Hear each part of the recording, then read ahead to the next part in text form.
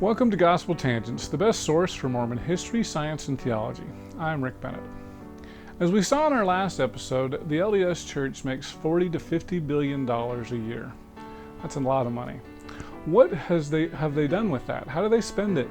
So Dr. Michael Quinn will answer those questions. You may notice that we no longer pay building fund and we no longer pay ward budget. The reason why is because of some of that fantastic income. But just exactly where does the church spend it, and how do they do it in foreign countries? Dr. Michael Quinn will answer that question in just a moment. However, having said that, a huge amount of the annual revenues of the church goes into paying for the services of the church to the rank and file. As many people outside the church know, and all Mormons know, the church has primarily an unpaid ministry, a volunteer ministry of people, men and women, who work and provide for their own well-being outside any income that they might receive from the church. They are essentially what outside the church is called a lay ministry. Only a very few, I'd say less than 5%, 95% being unpaid. Less than 5% receive what's called a living allowance. And these are the general authorities that who serve for 24/7 for life in most cases, or a few of them serve for a 5-year to 6-year basis, full 24/7. And then also temporary appointments that, like the general authorities who serve only 5 or 6 years, mission presidents serve usually a period of 2 to 3 years. Temple presidents serve usually a period of 5 to 6 years. And they are also 24/7 during that period of service, and they receive living allowances. But what's called the church administrators, those are paid jobs. That's a part of what outsiders or people like me would call the bureaucracy of the church. The church preferred term is church administrators. But they receive salaries, and those salaries are subject to taxation. Those salaries include benefits and retirement benefits and health and hospitalization benefits, because these are paid employees of the church. But they're not paid to minister. They are paid to handle administrative things, such as handling the church's fleet, or being in charge of the architectural designs of the church. And they receive their paychecks from church headquarters, but they're doing, quote, secular kinds of jobs. They're typists, they're accountants, they're programmers, they're truck drivers, they're a variety of capacities that receive their pay from the church. And they are expected to pay 10% of that to the church if they're an employee of the church. And if they're reported to headquarters by their local bishops as not paying a 10% tithing, eventually the church bishop or stake president will be told by church headquarters to inquire, why is this church employee not paying 10%? And that's true of BYU faculty. That was my case when I was on the BYU faculty for 12 years.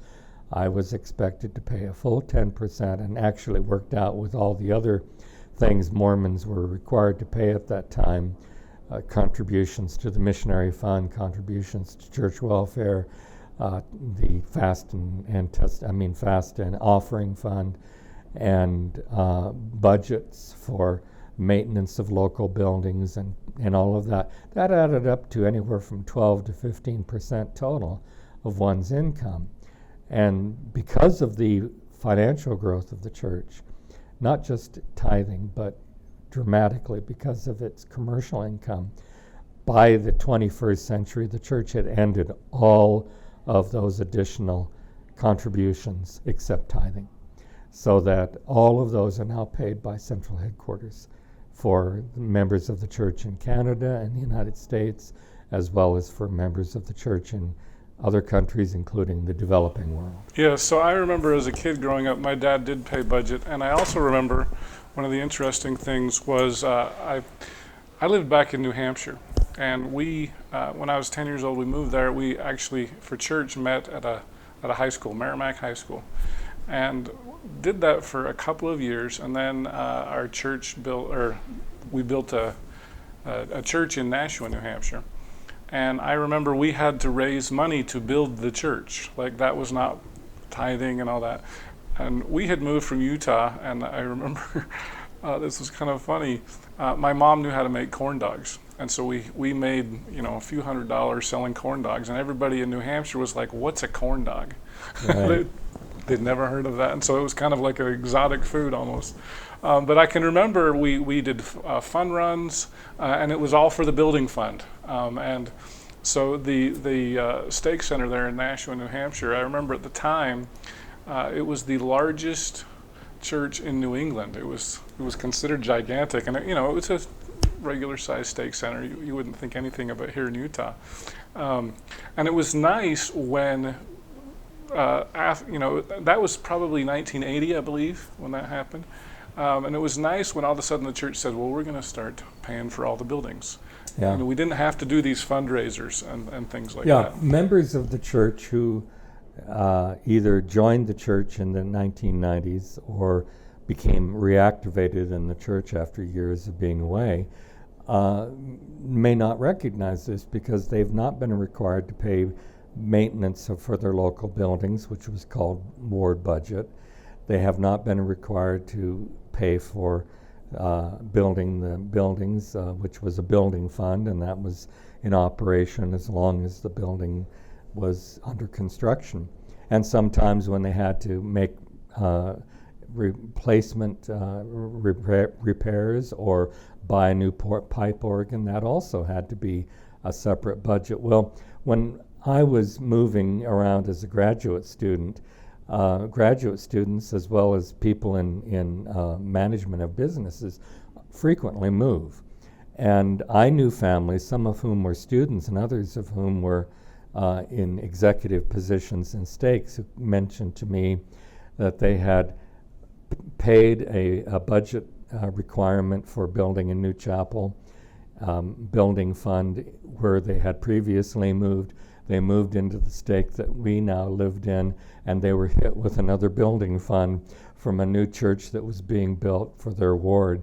And so in the space of a year, they had paid for 2 different buildings, one of which they were not even able to use because they'd moved before it was completed. But they paid into the construction of it. And those kinds of things don't exist anymore. And that's because of the financial stability that has come to the church since the 1980s in particular. Mm-hmm. Well, and I think that's great. So we, in a sense, we've gotten a break since the 1980s on just paying tithing. We don't have to pay anything else.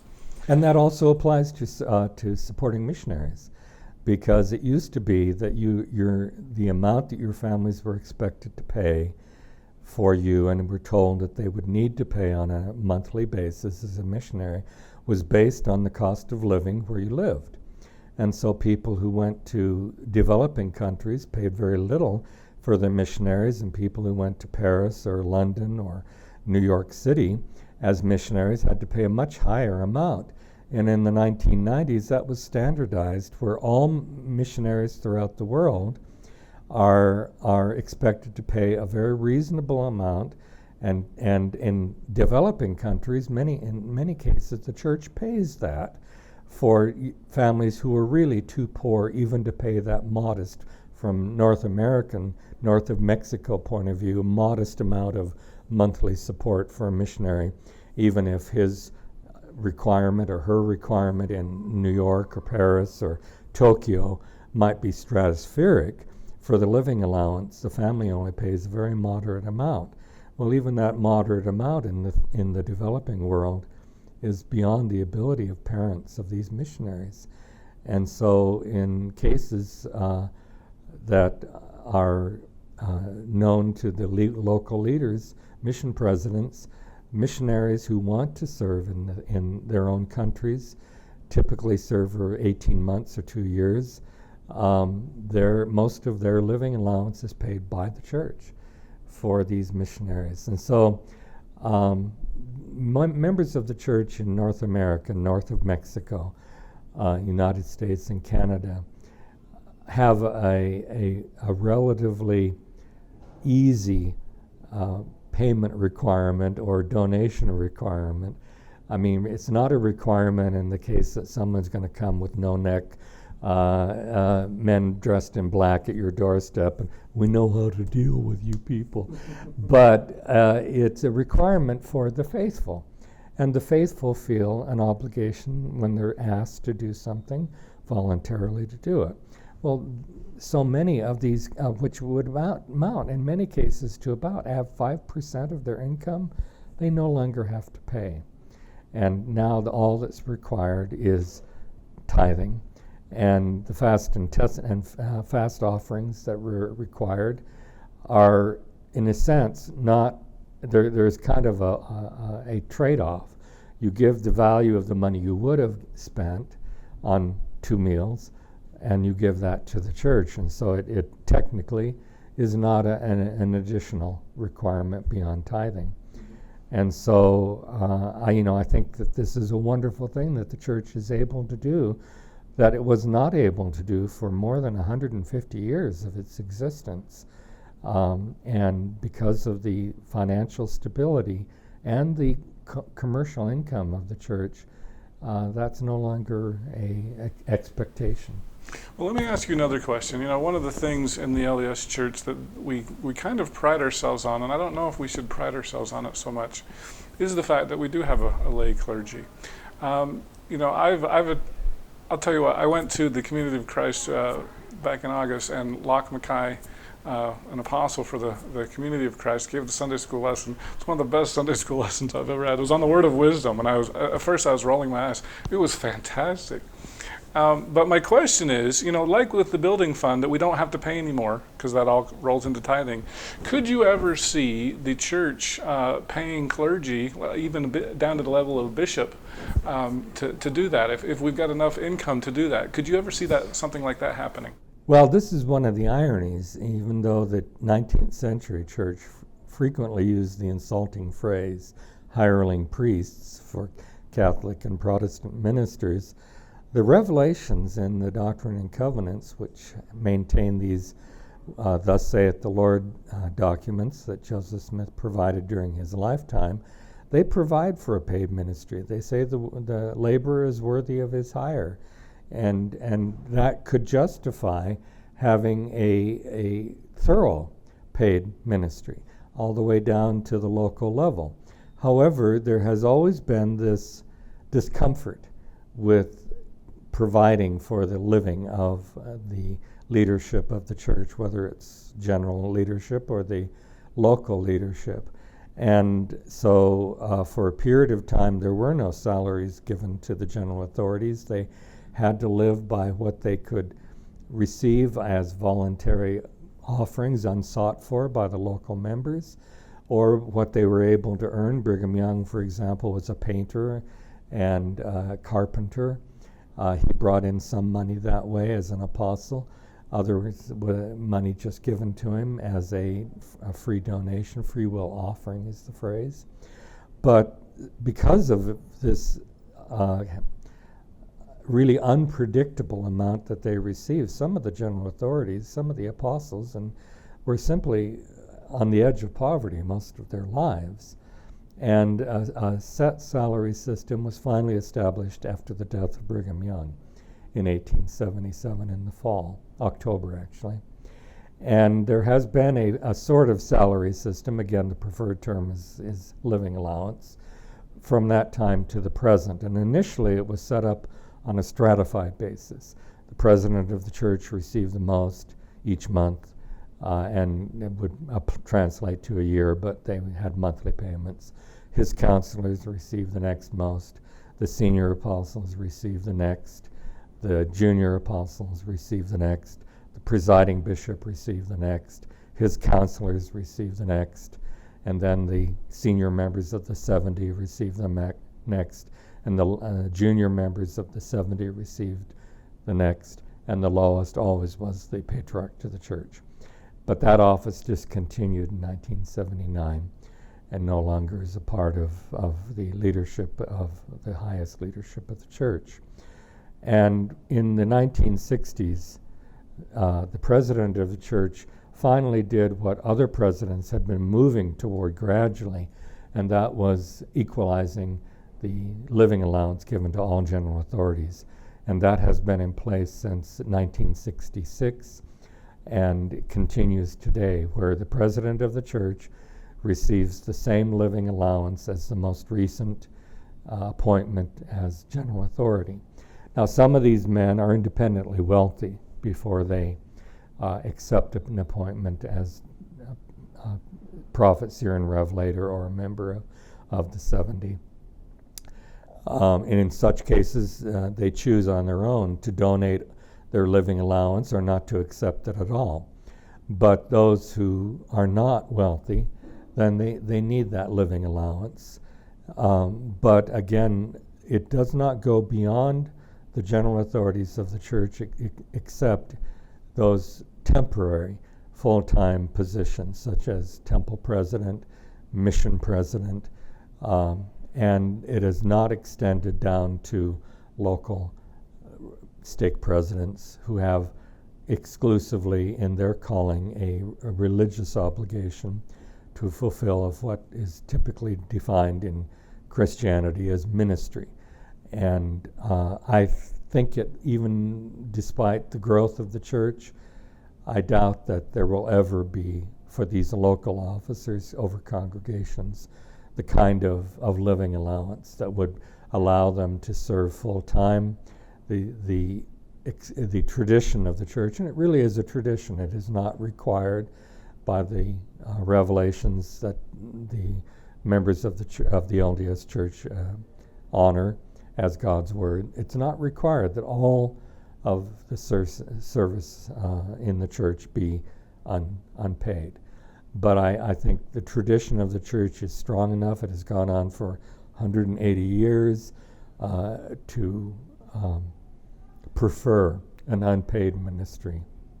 I think that will continue at the congregational level.